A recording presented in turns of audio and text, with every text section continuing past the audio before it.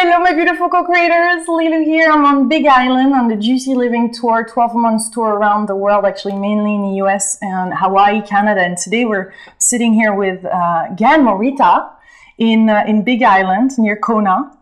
And you are Japanese. Yes. And this is very, very exciting to be interviewing you at this time. You decided to move from Japan to Hawaii because of the radiation that is going on there. Mm-hmm. So I'm very, very excited to be doing this interview. I know this is seen by people all around the world, including Japan. Mm-hmm. And there are some things that are not really told by the big media that are important to be said right now. Mm-hmm. Very important. Yes. And so we were connected through Alfred. Mm-hmm. And you're my second interview for a Japanese person after Dr. Emoto. Uh-huh. So it's very much an honor because I feel you have great wisdom to share with us. Oh, it's an honor to be followed. Yeah. Good. Your background is actually in holistic health or alternative medicine. How would you call it? Yes, that's fine. Uh-huh. Yeah, or natural, we call natural medicine, or based on Oriental traditional medicine. Good. So I would like to start this conversation really for us that were not raised in Japan in this culture. Mm-hmm. How can we understand better what are some of the philosophies, what are some of the spiritual even philosophy that you have and way of living that are important to understand so we can get deeper into this conversation? Yeah. Okay. I'll try my best. Yes. Yes. So tell us, what are some of those? Is there some that you would like to share with us as far as what you see, how the energy is and the chi? Mm-hmm. Okay. For example, this whole concept or idea of energy we call ki, in Chinese chi energy, we regard it as a sort of an essence of the whole entity or whole beings. So you and I and the whole universe is made of this chi or ki. Mm-hmm. Essence or elements. Mm-hmm. It's not like atoms. Mm-hmm. Or if maybe you can say atoms is made of this ki energy. So everything is energy. And we traditionally and historically, this ki word is already incorporated in our daily life, in our culture. For instance, sickness or disease, we say byoki. Okay, that's a Japanese word. Byoki literally meaning is imbalance of ki. Mm-hmm. So when you get sick, you assume it's an imbalance of your body, right? Mm-hmm. But we don't say body, we say ki. Mm. So, of course, we Japanese use it in daily without thinking the true meaning of this. But, what I point out is this word, ki, we use, commonly because it's incorporated. It's blended into our culture. Mm-hmm. So, but in all Japanese? All Japanese. Okay. In ancient days, so I believe, this is my personal opinion, but the people knew what's really there, what's really the essence of the whole substance or beings. So my teaching is based on this theory, and there's one primary, most important principle of the Eastern theory is we say Shin Shin Ichinyo, meaning body and mind are like one. Mm. It's inseparable. Mm-hmm. It's connected. Mm-hmm. So when we see something, we see, of course, the material or substance. But at the same time, we, in the different dimension, we are looking at and we are connecting energetically in ki level. Mm. So if we approach from that dimension or aspect, we can find out what part of your body or my body has carrying imbalance, or of course, it could be anything, but and that's how we can detect the energy problems physically or even mentally. And then how we can, cure that? Well, there are so many ways, but so we teach very simple methods so that anybody, without using special technique or knowledge, like today's medicine, or even acupuncture, or those, specific specialty, you have to spend several years to learn those things, and cost a lot of money. But we don't call it's a real medicine. True medicine is open for anybody, and should cost you much money, and so that anybody can have access, and you see the result immediately. So that's why our teaching is home-based medicine, but actually it is based on traditional medicine in essence. So would you say that we are really the one that can help this chi to flow naturally in our life? There is nothing else. It's really just dependent on us? You're the only one. Yeah. Of course, I can support you. Yeah. Other people may support you, but your own life force, that's the only thing you can control yourself. So how come sometimes we feel that there's something else, or some people feel like there's another entity or something or another person that is preventing us from fully living in this natural, healthy way? Well, you're talking about maybe environment, right? Environment meaning all those, water and soils, and also human relationship. Yeah, it's constantly affecting you. Yeah, we are surrounding those environments, right? But once you know how to keep the balance, I have to tell you this most important part is there's laws of life. We are not living at random, right? Suppose you have a body temperature, right? It's pretty high right now, considering Hawaii. It's pretty hot compared to France. Well, you're not supposed to. Anywhere in the world, the people carry a certain range of body temperature, right? Have you ever met the person who has no body temperature? No. Right? Not yet. Why? Don't you think it's a mystery? Who is controlling our body temperature? So that's one example. There's a system constantly keeping our condition best, in balance, or in other words, so that you feel best, feel comfortable, right? And that's our innate ability. Yeah. So we call it life laws of life. In other words, we define life as a constant for the moving toward comfort, avoiding danger and discomfort.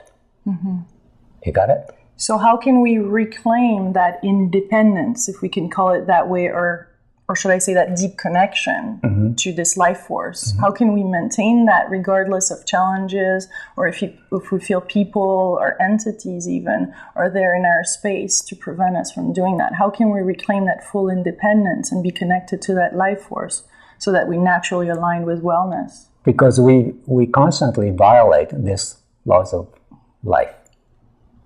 Because if you look at the nature, the flowers, insects, they just follow the laws of life. So that's why they never get sick. They never get off the line. Only humans do. Why? Because we think. We think we know. And we get so much education, knowledge, common sense, whatever we call, and of course the traditions. And of course, I'm not denying whole thing, but sometimes it could mislead us. Especially when we talk about this, our life or body or health, because we forgot how to listen to ourselves, our own spirit or soul, which is nature, right? Our body is a part of nature, right? Yes. Yes. So it following your body or my body, everybody's body is following these laws of life. But we violate the law. Why? I said in the beginning, there's a laws of life that lead us always moving toward the comfort, imbalance. But we invite imbalance because we think we know better. Yeah. For instance, if you smoke, have you smoked or are you a smoker in the past? Yeah. Okay, when you smoke. Many years ago, yeah. When you smoke, how did you feel? You feel? It was a bit of a high, but high, total exactly. low. Yeah. Yeah, but miserable afterwards, kind of like eating junk food. It's like this immediate high, and then that's how you really feel initially. You're supposed to feel that. For instance, if you try make the kids or small children or anybody to smoke for the first time, they say, "Wow!" Yes, right? Natural, yeah. You never seen a kid, smoking. Wow, great, Marlboro, right? But how come adults, you can enjoy smoking? Of course, you get high, but actually, the most toxic ingredient, which is nicotine, it gets into your system. Well, first of all, when you smoke and the smoke gets into your lungs first, right? Do you think lungs with you smoking? No. I don't think they like it. Is that what you asked? Right, yeah. No, I don't think they do. Of course not. But you keep smoking and you enjoy even what's happening in our system. Because that nicotine, it goes into your nervous system, especially your brain. And it drags you. It drugs your nervous system. It numbs it. Yeah. That's why you feel high. In other words, your brain, nervous system, sleep. Yeah. That numbs us. Yes. But there is many other things. Can you name other things in our culture that are addictive and numbing? Any addiction, yeah. Because the brain loves this kind of sensation. It's not a real joy. Yes. It's a pleasure. It's a momentum pleasure. Like you said, after a certain time you feel terrible. Just like a hangover from alcohol. Alcohol, it's the same thing. Of course, drugs, all kinds of drugs. But there's more common things. There's more common things that we do in our regular life that are addictive that we're not even aware of. Right. Oh, there's numerous. And our lifestyle is so, sunk with those drugs, what we call maybe money, title, or yeah, let's go there. Yeah. Yes. It's American dream. Yes. Well, in Japan, what is it there in Japan for Japanese people? McDonald's. Really? You guys have McDonald's when you have awesome sushi. Yeah. If you come to Japan, you won't miss America. And the way of life too. I want to speak about the addictive way of life that we're set up for. If we were set up for, we got ourselves into. Like, is it true that in Japan things are very? There's different places where you would go to have fun and then finally go to your home, and it's quite structured, isn't it? Yeah, compared to not allowing total freedom to think on our own.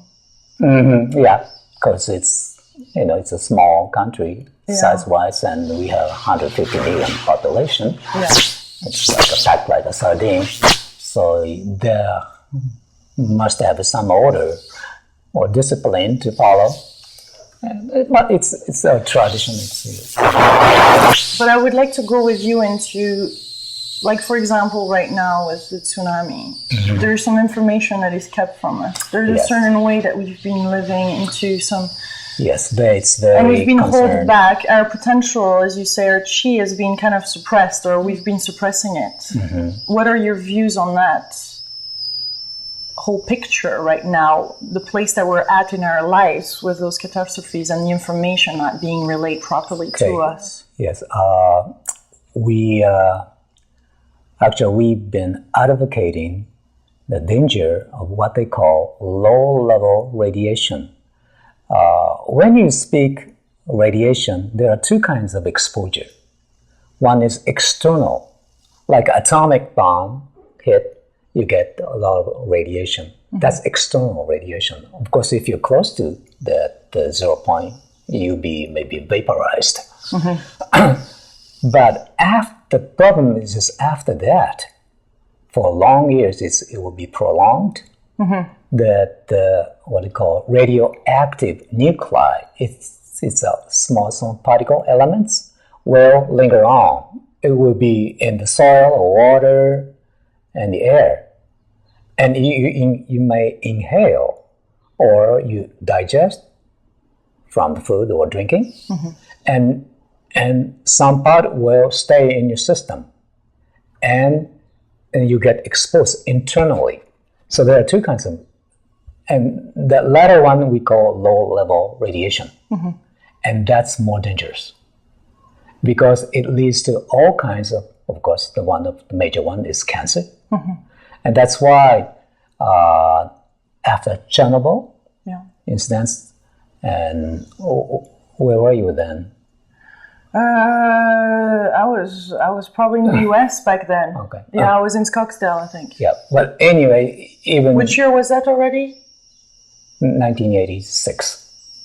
Yeah, I was in Arizona. Yeah. Well, anyway, still the people are suffering. Yeah. And those data and the facts are suppressed because we don't hear anything, right? Yeah. A little bit of leakage now on the internet. Not enough. Leakage. I'm not talking about leakage. No, but leakage of information. Or leakage information. Information is circulating online. Right. Yes. Yeah, because when it comes to the radiation, I'm talking about the impact or effect to health. So little information have been provided from the media or from the governments, because there's a total what you call censorship globally, because there's the most profit-making industry is nuclear industry, because they are related to weapons, military, and because the government is controlling, and they're paid from our tax money, right? Because they're controlling powers, electricity, so they can do anything they want. And most of the nuclear power plants were built in 1970s or early 80s, and the life is 30 to up to 40 years. So now it's getting old, and they're supposed to be shut down, but they don't want to do that. They keep saying it's okay. Still, we have more advanced techniques to control, so they keep saying it's safe. Now the Fukushima accidents occurred. Now they have to show it's not so bad. It's accident. Of course, we couldn't help it, but that's a good way to but we have a technology to control this radiation. And it's not the case. No. Right now, at this moment, the water is leaking from the reactors. The 3 reactors got melted down. The government admitted already. First, they denied that, but there are so many evidence came up, so they were sort of forced to admit it. And the radiation, it's not decreasing at all. It's rather is increasing. And I would like to stress this. Of course, this is the accident happened in Japan, but the issue is global. And much deeper. Yes, because it's going into the ocean and where it goes around the globe and into the air, of course. And because we are talking about the particles, elements, we can't see. It's like a gas. It's air. Yeah. So it will get dispersed all over the globe. And everybody on the earth will somewhat, to some extent, get affected. So is there something that we can do right now? That's why, go back to this ancient wisdom. Yes. Because it's important to change our lifestyle. Go back to the way our people, older people used to do in ancient days, which is in harmony with the nature. I see today's science and technology. I'm not denying everything, but basic attitude or concept is very violent. Don't you think they're just drinking water? Why they have to process? Yeah. Why? They adding the toxins, chlorine. It's cancer causing, and we all knew, but we think without it, we think we need it, but actually, it's killing our health. It's killing our children's health. So somehow, our science is wrong in a very, very basic, fundamental level. So we have to change the whole attitude towards science, because science has a lot of impact to our culture and life, or even the thinking. Yeah. So how can we get back in this natural flow? How can we follow nature again? How can we deprogram ourselves or live a life that is truly aligned? How can we save ourselves on the planet? This is the big question of today. I know. I wish I could, give an answer in one word. Yeah. But some advice. I think we can start from our own, each person, that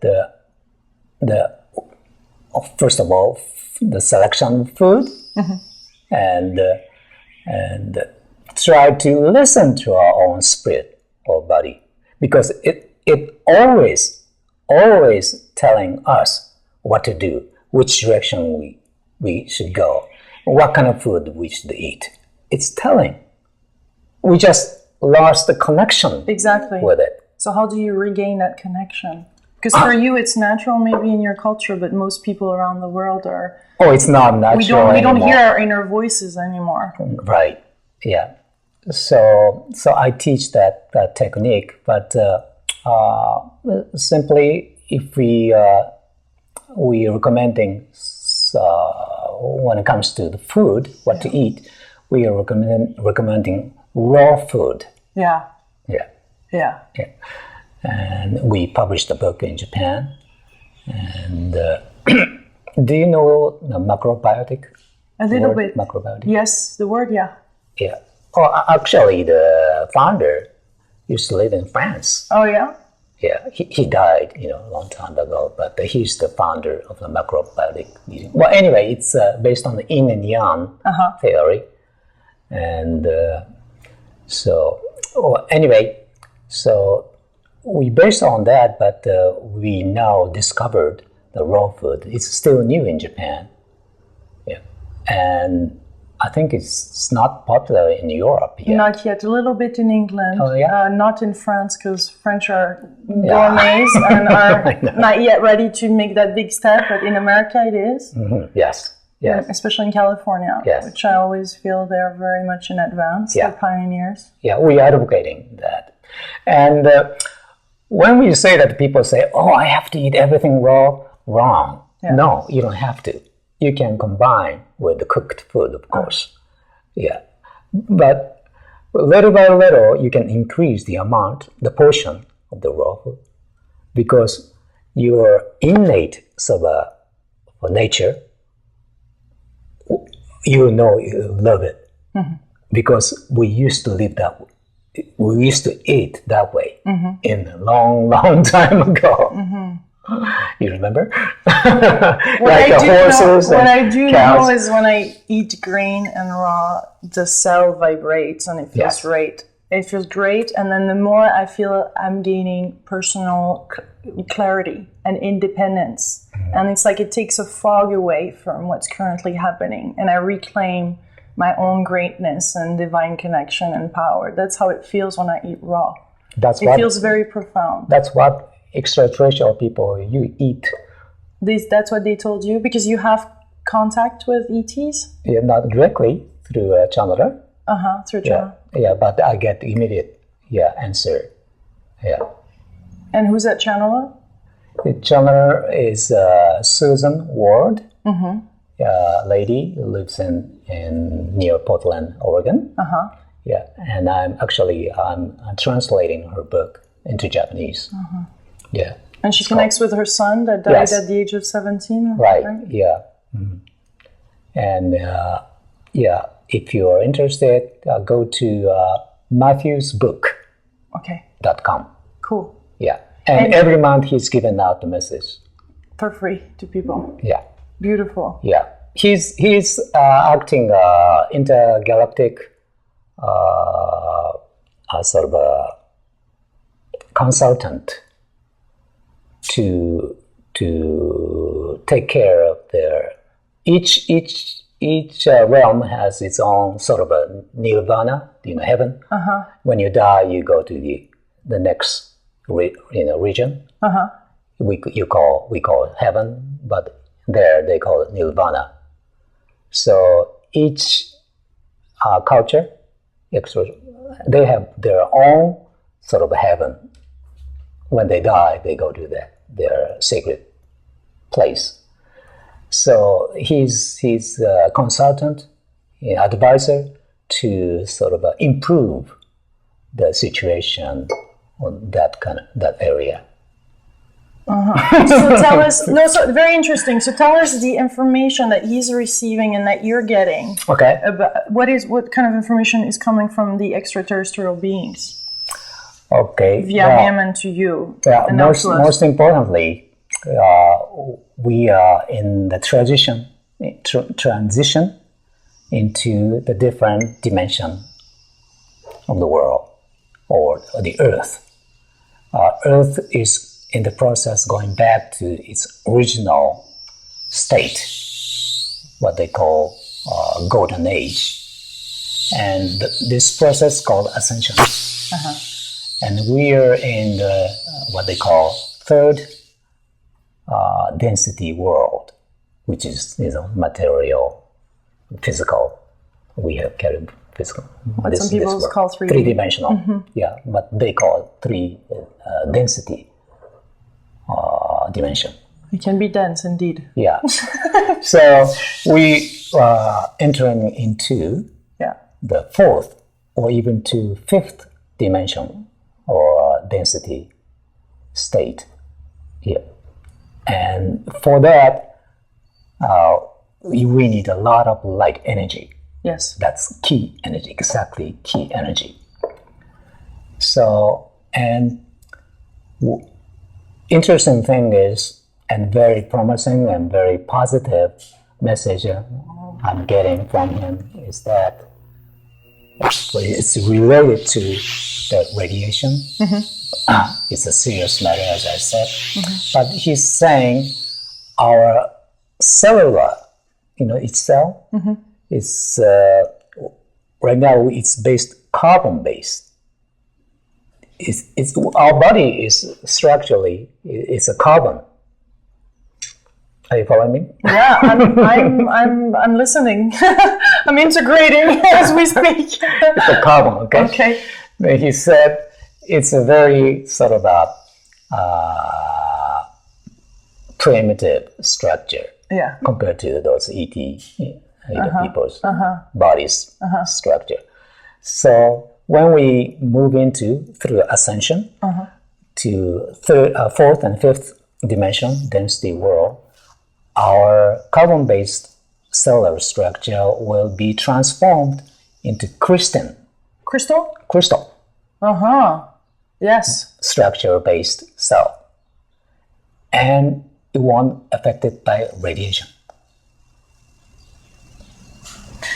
Okay, so so is there a way to? Are we already in the process of transforming into that? He's saying so. Are these events part of that transformation to activate that for us to regain that power and activate that so we can protect ourselves? Not directly, but it's related. Of course, all these upheavals we are experiencing right now. It's of course it's in the process. Because Earth and also human beings and have to sort of cleanse. It's a cleansing. Sort of you understand the karma. So it's a karma balancing. So it's that last stage. That's why it's becoming so huge and devastating. But he's saying there won't be any major disaster like Fukushima anymore. There are minor, but it will be for instance, the number of the earthquakes will be decreasing toward next year. That's what he says. Yeah. Okay, and why are they saying, like, for example, it hit Japan particularly that strongly? Why Japanese culture? Is there anything that you guys are experiencing and bringing out to the world now as a way of being, or as... He didn't mention specifically why it hit Japan now, but the sufferings and disease and all kinds of upheavals are happening all over the world, right? Not only Japan, Africa, even United States, in many ways.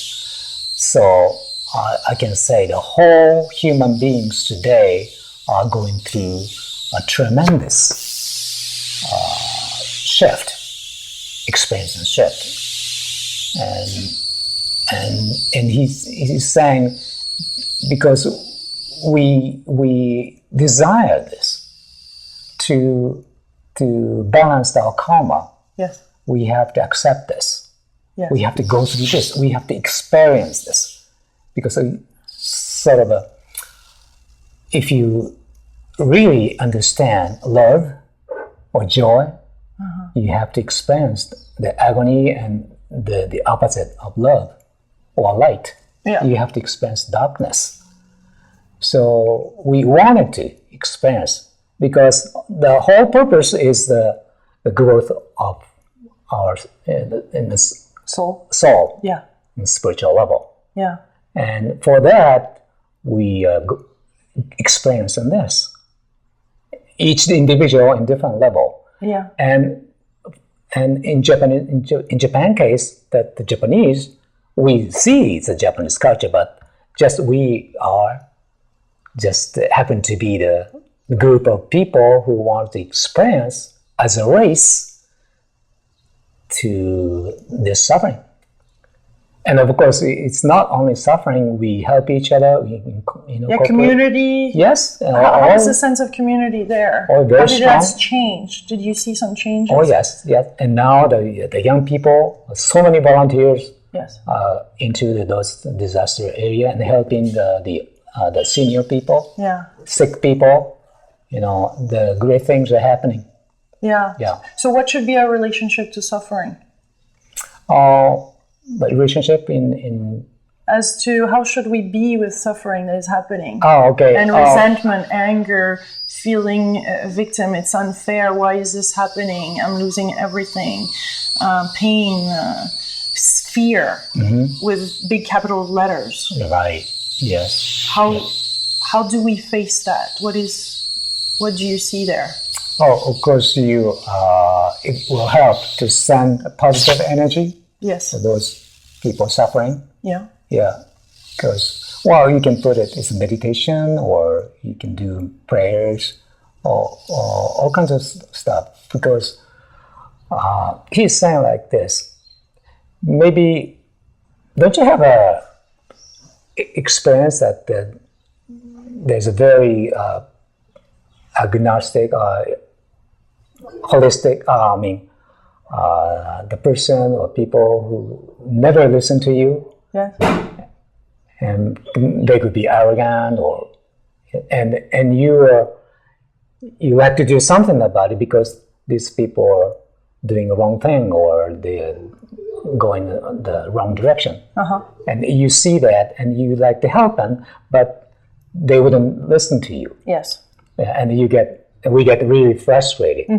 But the Matthew says, but don't give up. Just send love or light, and just speak to them, even if they deny you, because their soul always listen to you. On that level. Yeah. Yeah, the soul hears it. Yes, everything. So because we are all connected. Yeah. Yeah. But we have to play this game, this drama. Everyone has playing his own role because we want it, because we desire this. We wish to be here on this at this moment as myself, and so I have to play this role. Unless you want to let go of your karma. Right. Yes.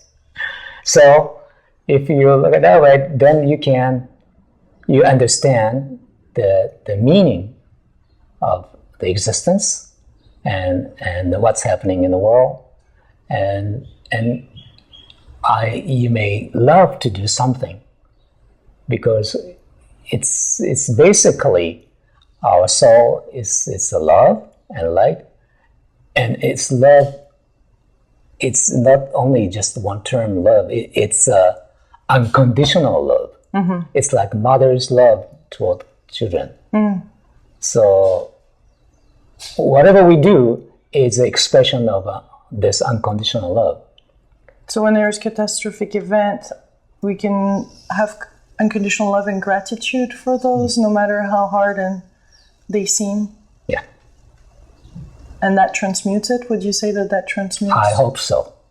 Yes. There's no guarantee, but there's a hope, and most of all, you may be able to enjoy. It may give you a lot of joy doing that. Tell us, have you seen UFOs above Japan or Tokyo during all these events? Were they seen? Almost every day. Yeah? Yeah, above the Mount Fuji. Yeah. Can you tell us more about that? They just appear, or how? Actually, when the tsunami hit, there's a video going around, I think, globally, YouTube. You can see that the light just following those tsunami wave. Yeah. And above the reactor. Yeah. Yes. So they're part of that? Or according to Matthew, there's a mothership still waiting there because they're planning to land anytime now, but they are stopped by the government or military on the earth, so they don't want to get involved in a lot of troubles. Could include the people around if they land forcibly. So they're waiting so that the safety is assured. But they landed the small device to cleanse the radiation.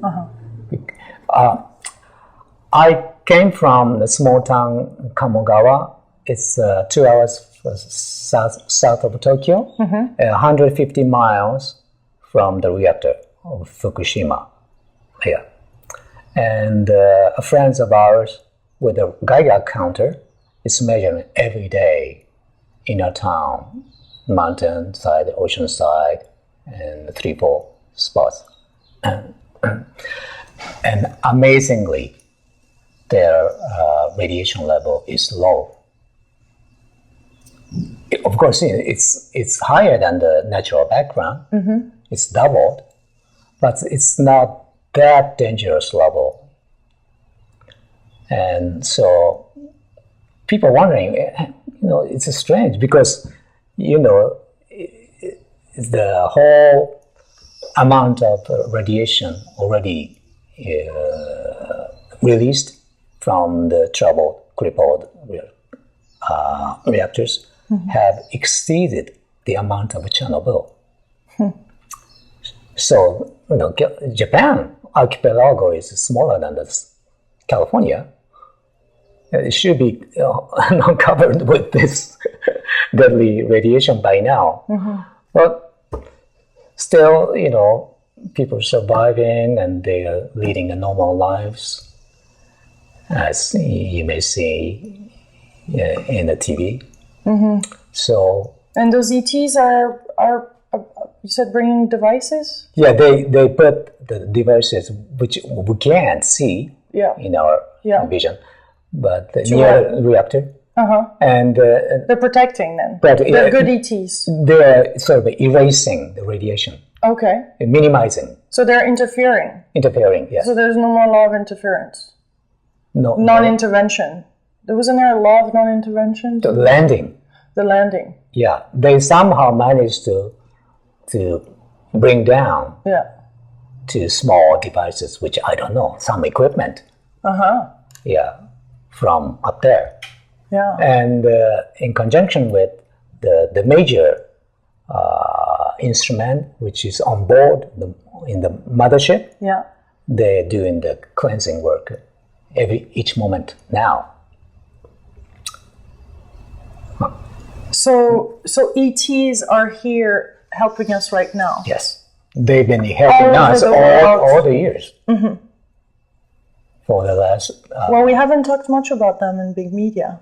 Do you talk about these topics in the Japanese television? On Japanese television? Not in the a positive way? Not the major media. No. Sometimes I think we have more on the mainstream media. Yeah. Yes. But it's not, of course, not in a daily conversation. But we want to know. We want to know. We're seeing those images, right? Yeah. Have you been in contact with ETs yourself? Not directly, but of course I've seen, I witnessed, quite a few times. Good. But I have many friends in Japan who are constantly in contact with those beings. Interesting. And do we know which kind of ETs they are? Where are they right now? Oh, as far as I know Matthew. Yeah. Yeah. And I don't know the other entities. Okay. Yeah. All right. Is there anything else that you feel is important to talk about to kind of conclude this this wonderful moment? Well. Or an action, a call to action, maybe, for people watching all over the world? Oh, yes. As I said, we evacuated our home. It's called Kamogawa. And we immediately went down to Okinawa Island. Okinawa Island is just like Hawaii. Has a tropical climate. It's farthest south of our country, so it's the safest spot. Then we immediately launched the project called Tsunagu Hikari, meaning connecting light project. And that's purpose is to help those afflicted people, especially pregnant women and mothers with babies or small children, because they are the one who get affected most. To move to Okinawa, safer area. So we are collecting donations Yeah. And so far, we have carried, I think, like 60 people safely to Okinawa from Fukushima area. So maybe you can add the home. Yes, the link. We add the link to the description on this video, to support this project. Yes. And many others that you're part of. Thank you. Yeah, thank you. Thank you for this moment. How do you say thank you in Japanese? Arigato. Arigato, arigato. Arigato gozaimasu. Much love, my beautiful co-creators from Big Island, Hawaii. And we're having a couple of more interviews here, including with Alfred Weber. And it'll be very, very exciting conversations regarding the multiverse and parallel realities and all kind of yummy, juicy things that needs to be talked about right now, I feel. And then following that, we're going to Kauai, another beautiful island of Hawaii, with beautiful people there. A lot of open-hearted individuals and magnificent. I'm so looking forward to that. So thank you for this delicious moment. My pleasure. I'm honored. Thank you.